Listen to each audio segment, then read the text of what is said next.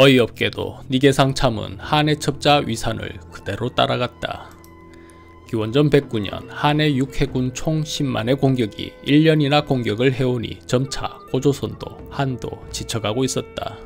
이에 힘의 균형을 깨는 방도로 고조선의 내분을 일으키고자 한 것이 한무제의 계책이었고, 그 계책을 수행하기 위해 첩자 위산이 고조선에 온 것이다. 위산은 한에 거듭되는 공격으로 겁에 질려있는 고조선 대신들의 리스트를 작성했고, 그중 니계상 참은 조금만 금전적 지원과 벼슬만 주면 나라를 버리고도 남을 사람으로 판단됐다. 위산은 오늘 그 니계상 참을 설득하려 하는 것이다. 한나라는 강합니다. 고조선은 이 전쟁에서 버티지 못할 것입니다. 위산의 말에 아직은 고조선 귀족 체면을 차리는지 니계상 참이 역정을 내며 말했다. 뭔 개소리고, 고조선은 왕과 대신들이 한 몸이 되어 뭉쳐있고 백성들 또한 단합이 되어 있다. 게다가 흉노도 곧 우리를 지원할 것이니 그리 되면 앞으로는 우리 고조선과 맞서야 되고 뒤로는 흉노를 감당해야 할 것이니 너희들의 그 큰 콧대가 꺾이는 날도 얼마 남지 않았을 것이다. 그 말에 의외로 호기로운 참의 모습을 보며 위산은 슬며시 미소 지었다. 오호, 아직은 고조선 귀족의 위상이 남아있구려. 과연 뼈대 있는 가문의 대신이라 아직은 위풍당당하군요.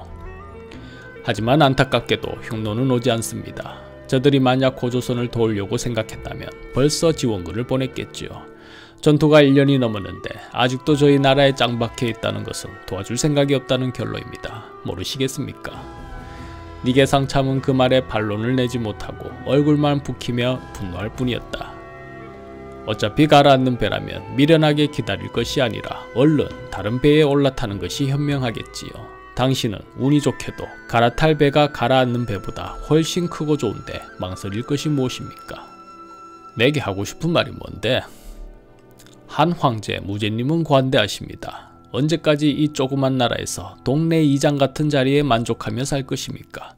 사나이라면 큰 대륙에서 큰 뜻을 한번 펼쳐야 하지 않겠습니까?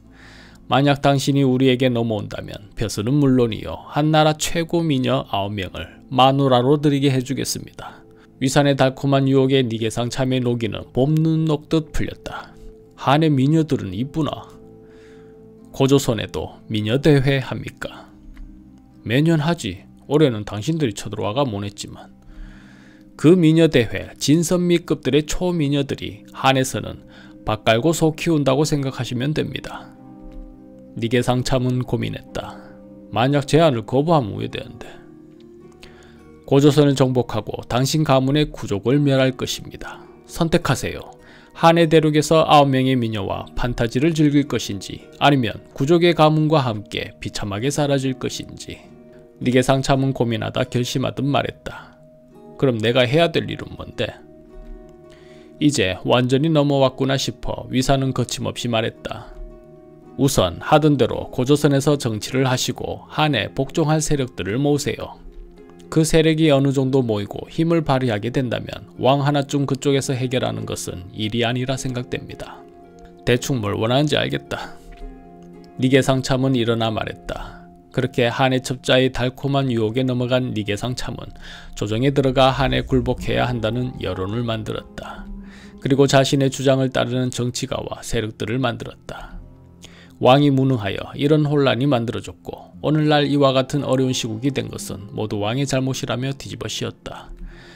처음에는 동조하는 세력이 적었지만 한에 거듭 계속되는 공격에 차침 대신들의 생각이 달라지기 시작했고, 급기야 항복을 해야 한다는 여론이 결사항전을 주장하는 입장을 압도했다. 니계상 참은 이쯤 되면 되었다 싶었다. 마침내 기원전 109년 니계상 참은 자객을 보내 우거왕을 암살했고, 그를 따르는 세력들과 함께 그대로 한의 진영으로 넘어가 버렸다. 한꺼번에 귀족들을 비롯한 관리자 계급들이 빠져나가 버리니 군의 통솔에는 구멍이 생겨버렸고 식량의 보급도 제대로 이루어지지 않았다. 이에 군의 사기가 바닥나고 불안과 공포에 떨며 탈영하는 자들이 나타나기 시작했다. 오직 성기 대신만 끝까지 남아 항전하였으나 그도 오래가지 못했다. 한은 또다시 자객을 보내 고조선 마지막 충신의 목을 베어버리니 기원전 108년 고조선은 수도인 왕검성이 함락되고 성기 대신의 죽음과 함께 멸망하게 된다.